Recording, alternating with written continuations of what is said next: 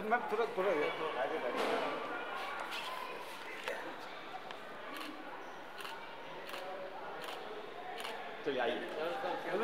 Singer of this beautiful song उनके बारे में जानना चाहते हैं एंड अनु कपूर जी से बिल्कुल दो बातें गुफ्तगू करना चाहेंगे. So Anu Kapoor ji, we would first like to begin with you and have your views and of course your bites along with the star cast. Please have a seat everyone. Jatin जी क्या बात है मुश्किल है जीना बेदर्दों की दुनिया में मुश्किल है जीना बेदर्दों की दुनिया में मुश्किल है जीना दर्द उठे तो चुप रहना अपने ही आंसू पीना बेदर्दों की दुनिया में मुश्किल है जीना. ये बात है.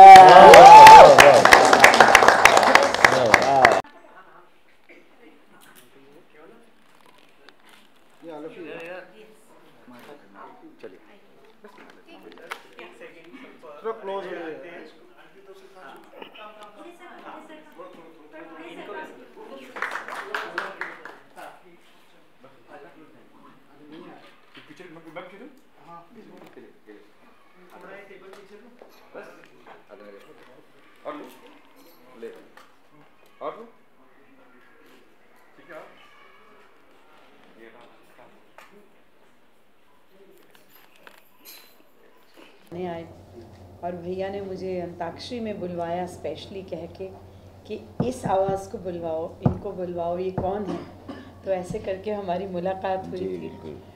और जतिन भैया का तो गाना आप लोगों को पता ही है कि जिसने मेरी ज़िंदगी बदली.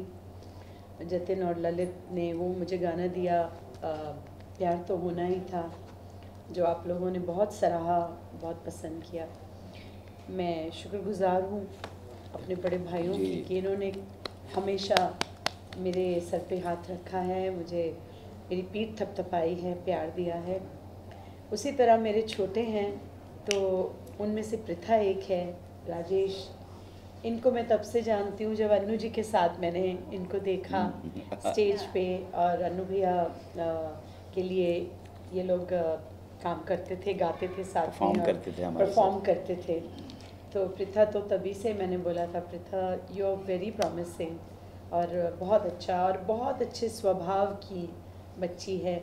और बस यही है कि जैसे भैया कह रहे थे कि बहुत कम लोग होते हैं जो भाग्य और टैलेंट लेकर आए हों. तो उसमें ठीक है, उसका अपना भाग्य है, उसकी अपनी नीति है, जो प्रारब्ध में वो लेकर आई है वो उसे मिलना ही है, तो उसे कोई रोक नहीं सकता. और जो नहीं मिलना है वो हम दे नहीं सकते हैं. तो मैं ये जो नई काम जो इन्होंने किया है, पहली बात तो बंगाली म्यूज़िक मेरा बड़ा फेवरेट है, बंगाली, और ये रविंद्र संगीत है, तो ये तो मैं बचपन से ही मुझे बहुत पसंद है, बहुत बहुत ज़्यादा. इतना अच्छा लगा सुन के. और प्रथा, मैं तो इसमें तुम्हें मिस कर रही थी कि दीदी के साथ तुम्हें भी गाना चाहिए था, और बहुत अच्छा लगता. और आई एम श्योर कि तुम कुछ ना कुछ ज़रूर करोगी आगे. और ये इस एल्बम के लिए दीदी को जो है उनको भी बहुत बहुत मुबारकबादी कि इतने सालों के बाद इन्होंने गाया, और ये एक अच्छी बहन का काम किया इसने कि आपको दोबारा से ये लेकर आई और सामने. और ये राजेश का भी पूरा इसमें सहयोग इसने दिया पूरा. तो बहुत अच्छा लगा, बहुत. और आप लोग सब इन्हें प्यार दीजिए और इनको और सराहना होनी चाहिए इनकी, क्योंकि जो काम ऐसा आता है, अच्छा काम, वो छुप जाता है, वो सामने निकल कर आए तो फिर बड़ा मज़ा आता है. और ख़ास करके हम आर्टिस्टों को तो अच्छा लगता ही है, लेकिन अगर दुनिया पूरी अच्छी चीज़ सुनने लगेगी तो पूरे माहौल, पूरे ब्रह्मांड में इसका एक और ही असर हो जाएगा. अच्छे संगीत का और असर होगा, उससे कितनी चीज़ें क्योर होंगी, ये शायद लोग नहीं जानते हैं। तो मेरी बहुत बहुत शुभकामनाएं हैं मेरी प्यारी बहन के लिए, पृथा के लिए, ये दूसरी बहन मिल गई इनके लिए, और राजेश तुम्हें भी, तुम्हारी पूरी टीम को बहुत बहुत मुबारक। बैठे हैं और आप सबके सामने मुझे ऐसे भी बहुत घबराहट हो रही है। ये जो मेरे सामने बैठे हैं ये मेरे पिलर्स हैं।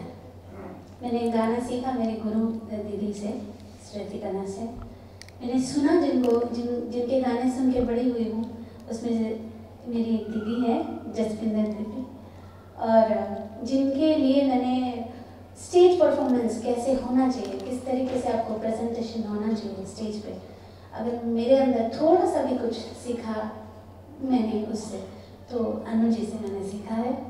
मैं उनको दादा कहती हूँ, मेरे बड़े भाई जैसे हैं, मेरे पिता समान हैं। और बॉम्बे में फर्स्ट गाना मैंने वास्तव के लिए गाया था। वास्तव फिल्म के जो म्यूजिक डायरेक्टर हैं वो जतिन अली जी हैं, तो मेरा हाथ पकड़ के अगर फिल्म इंडस्ट्री में किसी ने इंट्रोड्यूस करा तो जतिन अली जी के जतिन जी हैं। और इन सबके सामने अनु जी ने बहुत बहुत कह दिया।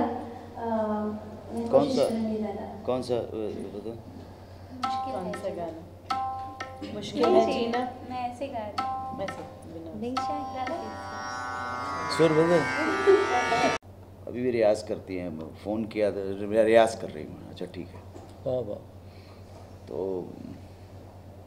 ये बैठी हुई थी सामने, और इसने पहला जैसे ही एंट्री का नोट लगाया ना, तो मेरा और उनका एक जैसे कि आई कांटेक्ट हुआ, तो उन्होंने ऐसे करके, लता मंगेशकर ने आँखों के नज़र से कह दिया कि हाँ। और हम लोग जो है वो तो खैर अलग है, लता मंगेशकर तो लेकिन मैं बाकी तो सब ठीक ठाक है। मैं कानों का बहुत सुरीला हूँ। अरे कान का गाते इतना भी कितना सुरीला अच्छा है, हूँ गाते कितना अच्छा है कि मुझसे एक आधी रत्ती का भी अगर इतना सा 0.01% भी कहीं गड़बड़ किसी ने कर दिया तो मेरे कान बिल्कुल ऐरावत की तरह खड़े हो जाते हैं। और सही सुर, आप जो सही सुर लगाएं, जो भी बात आपको कहनी है गले से, अगर नहीं ठीक से कहना तो आप मत कहो। बंदर जानते वानर, वानर के अंदर एक कमाल की क्वालिटी होती है जो उसको कुदरत ने बख्शी है, कि अगर ये है एक पेड़ और ये एक पेड़ है, ठीक है, और वानर ने एक ख़ास तरह का जो वो अफ्रीका में पाया जाता है वो, और एक सेकंड होल्ड इट, और उसने यहाँ से जंप किया और बीच में पहुँच के उसे ऐसा लगा कि वो यहाँ तक पहुँच नहीं पाएगा। कुदरत ने उसको ये स्ट्रेंथ और ये बख्शा है, वो वापस अपने बेस के ऊपर आ जाता है। सुना है सो वो सिंगर, उस जो जीनियस है उसको मालूम है कि मैं इसको यहाँ तक छू पाऊंगी। इसलिए मैं बार बार आपको बोल रहा हूँ कि हमने मुजस्सम जो सिंगर देखा प्लेबैक में, वो उसका नाम था मन्ना डे। मुजस्सम इधर से लेकर इधर तक, लेकिन हमारी इंडस्ट्री ने उनको कॉमेडियन के गाने दे दिए और कुछ क्लासिकल अंग के गाने दे दिए। मन्ना डे से बड़ा सिंगर कोई नहीं पैदा हुआ है, नाम ध्यान रखना, as a singer. Okay, Manna Dey खुद बजाते खुद वो मोहम्मद रफ़ी के बड़े फ़ैन थे, ठीक है। किशोर कुमार जो था उसका रेंज नहीं थी, रेंज नहीं, नीचे का ठीक है, ऊपर की रेंज नहीं थी, लेकिन सुर का बहुत पक्का था। जो सुर के पक्के थे ना, उनमें ये लोग थे सुर के पक्के। लता मंगेशकर को तो मतलब ऐसा था कि एक बच्चे को दरिया के अंदर डाल दिया गया कि, तो म्यूज़िक डायरेक्टर्स का भी है कुछ ऐसी कंपोजिशन है, जब बैठोगे आराम से तो मैं बताऊंगा आपको, कुछ ऐसी कंपोजिशन है। हर कंपोजिशन जो है जैसे आप देखते ना कि एक चिड़िया होती है, चिड़िया होता है, एक मेल स्पेसी होती है, एक फीमेल स्पेसी होती है, एक नर होता है, एक मादा होता है। उसी तरह से देश में भी कुछ मादा देश हैं, कुछ नर देश हैं। उसी तरह से कंपोजिशन भी कुछ नर कंपोजिशन है, कुछ मादा कंपोजिशन है। आप ध्यान रखिएगा, ये आपको कोई बताएगा नहीं। इसलिए नहीं कि एक कंपोजिशन को किसी औरत ने गाया इसलिए वो ना ना ना ना ना ना ना ना ना, कुछ ना कहो, कुछ भी ना कहो, कुछ ना कहो। ये अपना क्या नाम है उसका, क्या शानू, शानू उसने भी गाया है और लता मंगेशकर ने भी गाया है, ध्यान रखिएगा। लेकिन ये कंपोजिशन मेल कंपोजिशन है, इसलिए कुमार शानू के ऊपर जो अच्छी लगी है मेल कंपोजिशन है। दूसरी बताऊं आपको, आप एस.डी. बर्मन की, सचिन देव बर्मन की कंपोजिशन है, खिलते हैं गुल, खिलते हैं, वो मेल कंपोजिशन है, मेल कंपोजिशन है, गाया दोनों ने है, परंतु वो मेल के ऊपर है ना। वो है ना हे हा हा, ये मेल कंपोजिशन है, गाया तो दोनों ने, डुएट है, डुएट है। अच्छा, बाकी कुछ है, रोकना है अगर, ये फीमेल कंपोजिशन है, इसमें मेल कुछ भी नहीं कर सकता। सो उसी तरह से जब इसने गाया था तो वो 2 लाइनें सुन लीजिए। और अभी भी मैंने जब एक किसी इवेंट था तो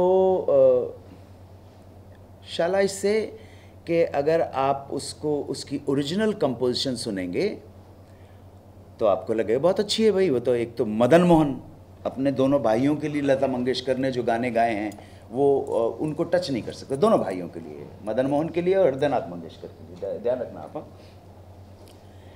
लेकिन उस दिन या कभी भी आप इस बच्ची के मुंह से वो गाना सुनेंगे तो मैं एक बात आपको लिख के दे सकता हूँ, आज वो नहीं है माई हमारे बीच में। मैंने कहा ना 500 साल के बाद आएगी, ना तुम रहोगे ना हम रहेंगे, लेकिन वो रहेगी, वो फुर्सत में उसको। तो मैंने वही आर्टिकल में लिखा था कि अब 5 फरवरी 2022 को की रात को ऊपर वाले ने डिसाइड कर लिया था कि हम विश्व के लोगों को अब लता का जो गाना है वो इनफ मिल चुका है, अब मुझे उसका गाना सुनने दो, ठीक है ना। तो वो 2 लाइनें ज़रूर सुनाए। गाना लता मंगेशकर का है, लेकिन इस बच्ची ने लता मंगेशकर से 19 नहीं गाया। चलो ये, और ये मैं ही बोल सकता हूँ, नहीं कि सूर्य एक चंद्रा है और एक सन है, एक मून है, नहीं, दोनों प्लेबैक सिंगिंग के सूरज हैं। एक सूरज अस्त हो गया, एक अभी बाकी है। इस साल वो सूर्य 90 साल का हो जाएगा 8 सितंबर को। तो ये जो कॉम्बिनेशन है कि टैलेंट भी है और अपार टैलेंट है और अपार सक्सेस है, ये रेयर फिनोमेना है, ये रेयर है, हर एक के अंदर नहीं मिलता है। इन सब बातों को कहने का सबब यही है कि प्रथा के अंदर जो टैलेंट है वो हर एक के अंदर नहीं है। ये तो मैं चैलेंज करता हूँ। अच्छी बात बोली, वाह वाह। आप समझे, उसको जहां होना चाहिए था, ठीक है, नहीं पहुंच पाए। जो बहुत आगे बढ़ गए उन्होंने क्या उखाड़ लिया यार। आप समझे ना। लेकिन इस बच्ची के लिए इतना बोलता हूं, आप अपना स्टारडम सामने से हटाओ अपने अंदर से और फिर अखाड़े में आओ, फिर बात करते हैं। स्टारडम हटाओ ना अपना। मैं अक्सर एक बात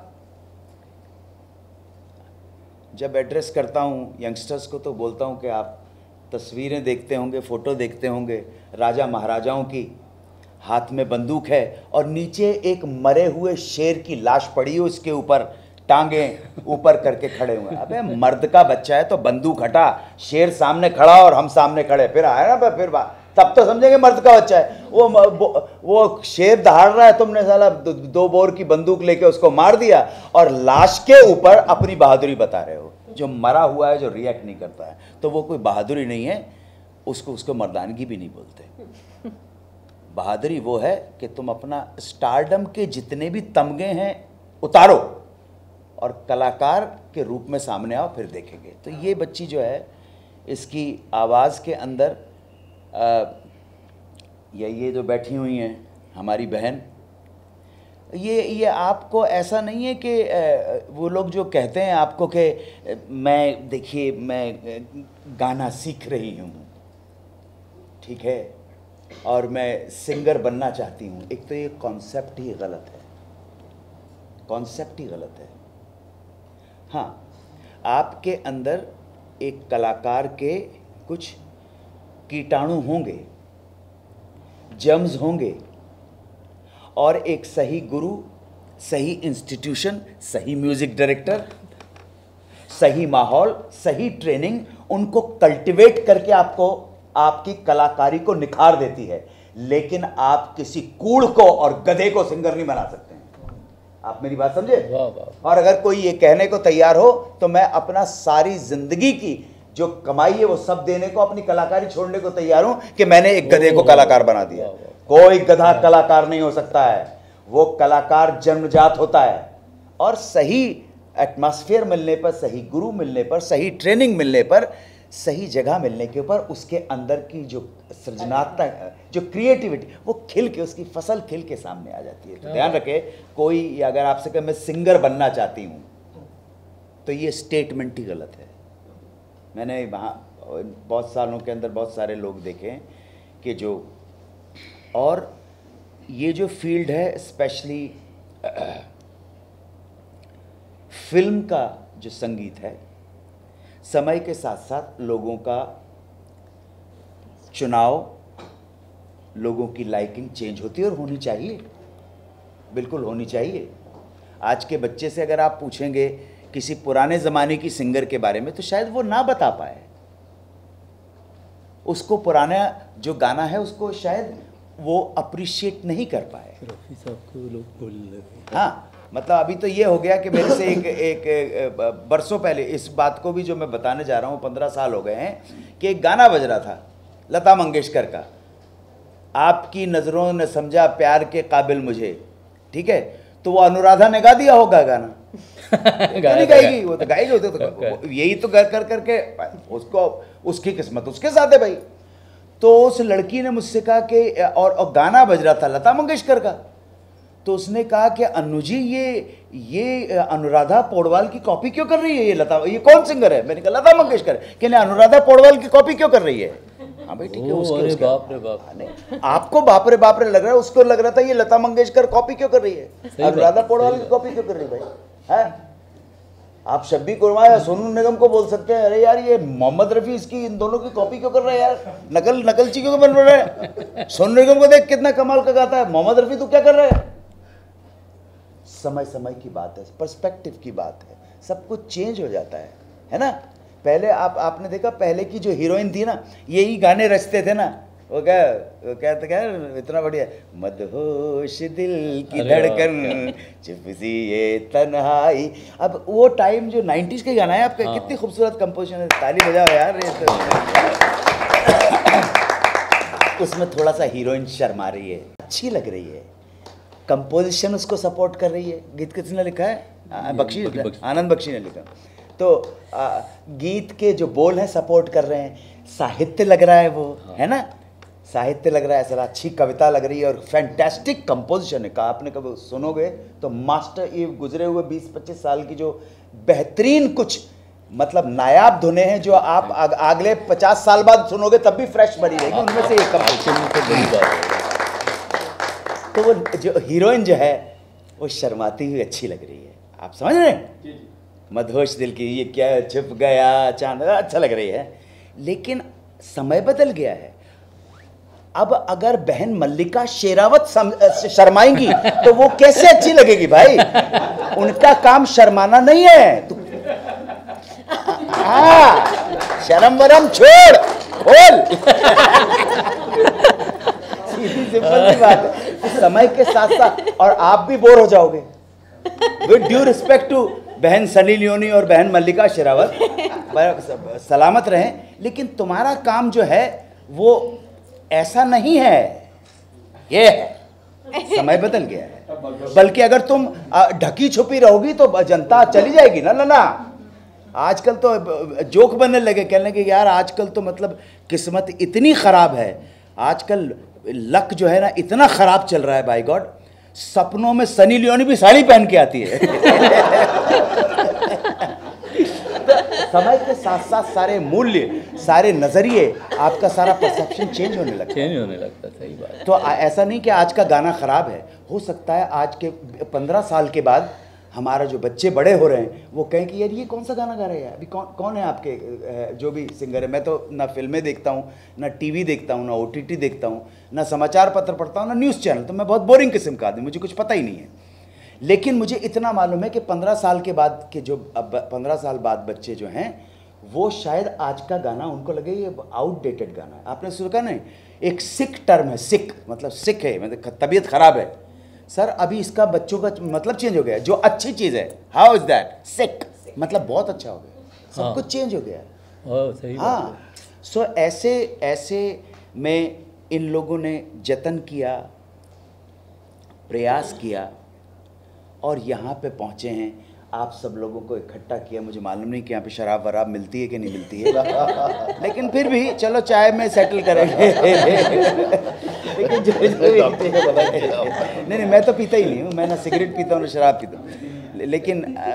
लेकिन फिर भी इतना जतन किया है और मुझे लगता है कि जिस तरह से हम लोग यहाँ पर इसको प्रमोट और सपोर्ट करने आए हैं, तो अगर आप लोगों का भी सपोर्ट और प्रमोट मिलेगा तो अच्छा लगेगा कलाकारों को। आपके पास बहुत बड़ी ताकत है, अगर आपको अच्छा लगे, इतना अच्छा गाया है उन्होंने। राजेश रॉय जी कंपोज करते हैं इतना, अगर मिल जाए तो बड़ी कृपा हो जाएगी भाई। और अगर आप कुछ पूछना चाहते हैं, जानना चाहते हैं, जन्म पत्रियाँ सबकी मौजूद हैं, आप पूछ लीजिएगा। नमस्कार जी, नमस्कार अनु जी को नमस्कार, सभी को नमस्कार। अनु जी इतना अच्छा बोलते हैं, अभी इनके ऊपर कौन बोल सकता है। थोड़ा बहुत बोलते तो हम पहले बोल देते, अब ये तो इतना अच्छा बोलते हैं, इन पे भगवान का इन पे आशीर्वाद है। और जो सच बात बोलते हैं, सबसे बड़ी बात, कोई वो उसको क्या बोलते हैं, मिठा लपेट के नहीं बोलते, खुली बात करते हैं। तो इनका ही सुनने में बहुत मज़ा आ रहा था। क्या पूछा आपने? सर आज का जो म्यूजिक है वो पूरी तरह से बदल चुका है। इन्होंने जो प्रयास किया, सोल है गाने में, हमने देखा। क्या कहना चाहेंगे सर इस बारे में? देखिए, मोटी मोटी जो जानकारी है मुझे, कंपोजिशन और इस तरह का एक पीसफुल गाना जो कि सुनने में जिसकी रिपीट वैल्यू लगे, जिसको सुन के मन को अच्छा लगे, ऐसा गाना दिया है इन लोगों ने। और मैं आपको एक बात बताता हूँ कि मेरा भी जन्म कलकत्ता में हुआ है, तो ये बंगाली लोगों में एक इनकी पूरी पर्सनैलिटी में म्यूज़िक होता ही है। वो बहुत ही निकम्मा बंगाली होगा जिसमें म्यूज़िक ना हो। इनके घर में हारमोनियम होता है, तानपुरा होता है, सरस्वती माँ की पूजा होती है, और ये लोग बड़े म्यूज़िक से एकदम जुड़े हुए लोग हैं। और इनके संगीत में मिठास होती है, सबसे बड़ी बात। ये इनकी कंपोजिशन का जो तरीका होता है, उसमें आप देखिए कि उसका अंतरा स्थाई बड़ा सधा हुआ होता है। ख़ास तौर पे जिनको मैं सुन के बड़ा हुआ हूँ, जैसे आर डी बर्मन साहब हैं, सलील चौधरी का तो मैं बहुत बड़ा भक्त हूँ, तो कमाल विचित्र कंपोज़र थे। तो वही एक खुशबू है इस गाने में, जो कि मुझे ऐसा लगता है कि आप लोग जो कि जनता के और कलाकारों के बीच के लोग हैं, उन लोगों को इस चीज़ों को, इस पे रोशनी डालनी चाहिए, ताकि लोगों को पता चले कि इस तरह का भी लोग काम करते हैं। और आप बिलीव करिए कि मैं तो इनकी सिस्टर का गाना पहली बार सुन रहा हूँ। मैं तो प्रीथा के साथ बहुत मेरा लंबा एसोसिएशन रहा है। बिल्कुल। इसको प्रीथा को एक गाना गवाया था हमने, और वो गाना ये ऐसा गा के चली गई थी कि उसके बाद डायरेक्टर ने और कुछ लोगों ने बोला कि नहीं, इसको आप डब कर लीजिए, ये है फलाना ढिकाना है। फिल्म इंडस्ट्री में 100 किस्म की खिंचाव तनाव चलते हैं, आपको पता है। तो वो गाना गवाया, लेकिन वो मज़ा नहीं आया। वो सिंगर बहुत बड़ी है, मैं नाम नहीं ले सकता, लेकिन वो रस भी नहीं आया, वो गाना भी नहीं आया। और फिर वो बस वो एक ऐसा मन खट्टा हो गया था वो गाने से। और एक गाना मैंने बहुत कोशिश की है कि प्रीथा की गाड़ी पटरी में आ जाए, कि बहुत डिजर्विंग लड़की है, बहुत बहुत बहुत ज़्यादा डिजर्विंग लड़की है और बहुत अच्छे फैमिली की है ये। इनके पिताजी बहुत बहुत मैंने सुना बहुत बड़े आदमी हैं। तो इसको एक गाना गवाया था मैंने, मोहब्बतें एक पिक्चर आई थी हमारी, तो एक उसमें टाइटल सॉन्ग नहीं था, उसमें एक अजीब सा था, तो एक एकदम फुल फ्लेज टाइटल गाना बनाया था। तो इसी को याद ज़्यादा है। मैं थोड़ा आपको मुखड़ा सुनाता हूँ, बोलने का काम देखिए ये है। और बहुत बड़े बड़े इनको तबले की बहुत जानकारी है, इनको राग रागनी की बहुत जानकारी है और म्यूज़िक की बहुत समझ है। और बहुत जो बात कही वो सारा कुछ इसमें निचोड़ दे दिया, हम तो सिर्फ उसको हल्का फुल्का कर रहे हैं। तो एक गाना था वो, राज़े दिल जब ज़ुबां से खुलने लगे, जब सुकून धड़कनों को मिलने लगे, तब नज़र से उनकी नज़र को मिलने लगे राहतें। यही है मोहब्बतें, मोहब्बतें, मोहब्बतें, मोहब्बतें, मोहब्बतें। तो ये गाना इतना अच्छा लगा सबको। उस टाइम यश जी थे, आदित्य चोपड़ा साहब थे, पैम जी बहुत में फुल फ्लैज म्यूज़िक में इन्वॉल्व रहती थी, सबको अच्छा लगा। लेकिन वो बोला कि ये मेरी सिचुएशन में डालूंगा कहाँ, सबको थोड़े थोड़े टुकड़े हैं गाने, पूरा गाना डालूंगा कहाँ, इस वजह से। नहीं तो वो गाना आ जाता तो प्रीथा आज शायद हम लोग डेट लेने के लिए आते। बहुत बहुत मैं तो आज भी डेट लेने के लिए। तो और राजेश के बारे में मैं क्या कहूँ, इतना मीठा कंपोज़र है, इतना अच्छा सिंगर है और इतनी अच्छी रूदारी है। इंग्लिश गाने बहुत अच्छे गाता है। हाँ, इंग्लिश गाने भी बहुत अच्छा गाता है। मैं जो भी थोड़ा बहुत काम करता हूँ तो मैं राजेश को ही बोलता हूँ कि तू मेरा प्रोग्रामिंग कर दे, मुझे और किसी का टेस्ट ही अच्छा नहीं लगता। और ये मुझे बड़े भाई की तरह ट्रीट करता है और बहुत ईमानदारी से काम करके देता है। इनकी बहन को बहुत बहुत मुबारक, मेरी बहुत बहुत शुभकामनाएं। God bless, God bless you, thank you. जी और जतिन जी ने काफ़ी सारा सीखा के बारे